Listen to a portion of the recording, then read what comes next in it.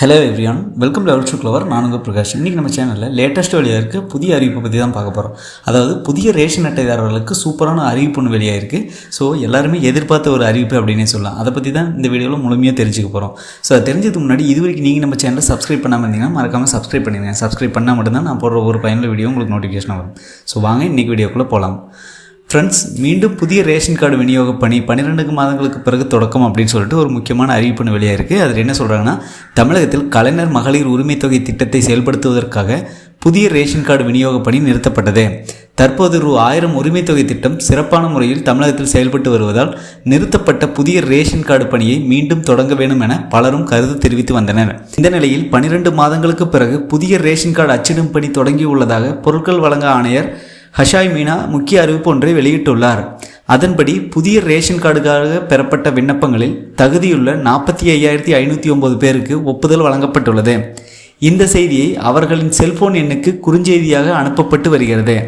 இந்த செய்தி பெறப்பட்டவர்கள் அந்தந்த வட்ட வழங்கல் அலுவலகங்களில் புதிய குடும்ப அட்டையை பெற்றுக்கொள்ளலாம் என்றும் தெரிவிக்கப்பட்டுள்ளது. அப்படி புதிய ரேஷன் கார்டு பெறுவதில் தாமதம் ஏற்பட்டாலும் கூட அட்டை எண்ணை வைத்து ரேஷன் கடையில் பொருட்களை பெற்றுக்கொள்ளலாம் என்றும் அவர் தெரிவித்துள்ளார். SMS மூலம் அனுப்பப்பட்ட ரேஷன் கார்டு எண்ணை கடை பணியாளரிடம் கொடுத்து அரிசி உள்ளிட்ட அத்தியாவசிய பொருட்களை பெற்றுக்கொள்ளலாம் என்றும் இதற்கு கைவிரல் ரேகை சரிபார்ப்பு செய்யப்படும் என்றும் தெரிவிக்கப்பட்டிருக்கிறது. ஆகவே புதிய ரேஷன் அட்டை பெற காலதாமதமானாலும் ஆக்டிவேட் செய்யப்பட்டு விட்டால் போதும், விரல் ரேகை மூலம் நியாய விலை கடைகளில் பொருட்களை பெற்றுக்கொள்ள முடியும் என்றும் அவர் தெரிவித்துள்ளார். ஸோ இந்த நியூஸில் என்ன சொல்கிறாங்க அப்படின்னு பார்த்தீங்கன்னா, அதாவது ஒரு 12 மாதத்துக்கு மேலாக பார்த்தீங்க அப்படின்னா இந்த புதிய ரேஷன் அட்டை நிறுத்தி வச்சுருந்தாங்க அச்சிடும் பணியை. ஸோ இப்போ அதை ஸ்டார்ட் பண்ணியிருக்காங்க. என்ன ரீசன் அப்படின்னா, தமிழகத்தில் கலைஞர் மகளிர் உரிமை தொகை திட்டம் செயல்படுத்தி இப்போ நல்ல முறையில் நடந்துகிட்ருக்கு. இந்த நிலையில் மார்ச் 15ஆம் தேதியிலிருந்து யாரெல்லாம் புது ரேஷன் கார்டுக்கு அப்ளை பண்ணியிருந்தாங்களோ அவங்களுக்கெல்லாம் பார்த்தீங்கன்னா செல்ஃபோன் எண்ணுக்கு குறுஞ்செய்தியாக அனுப்பப்பட்டு வருகிறது அப்படின்னு சொல்கிறாங்க. அந்த குறுஞ்செய்தியில் அவங்களோட ரேஷன் கார்டு நம்பர் கம்பல்சரி இருக்கும் அப்படின்னு சொல்லியிருக்காங்க. ஸோ இந்த மெசேஜ் உங்களுக்கு ரிசீவ் ஆனதும் பார்த்தீங்க அப்படின்னா வட்ட வழங்கல் அலுவலகங்களில் நீங்கள் புதிய குடும்ப அட்டையை பெற்றுக்கொள்ளலாம் அப்படின்னு சொல்கிறாங்க.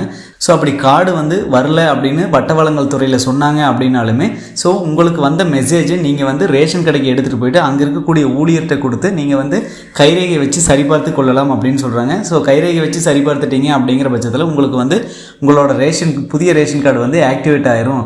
ஸோ நீங்கள் கார்டே இல்லை அப்படின்னாலும் நீங்கள் மாதம் உங்களுக்கு இன்றியமையா பொருட்களை வாங்கிக்கலாம் அப்படின்னு சொல்லியிருக்காங்க. ஸோ கண்டிப்பாக இந்த அறிவிப்பு உங்களுக்கு ஒரு யூஸ்ஃபுல்லாக இருக்கும்னு நினைக்கிறேன். யூஸ்ஃபுல்லாக இந்த மற்றவங்களுக்கு ஷேர் பண்ணுங்கள். மற்ற வீடியோவில் சந்திக்கும் முறை உங்களிடமிருந்து விடைபெறுவது உங்கள் பிரகாஷ். பாய், டேக் கேர்.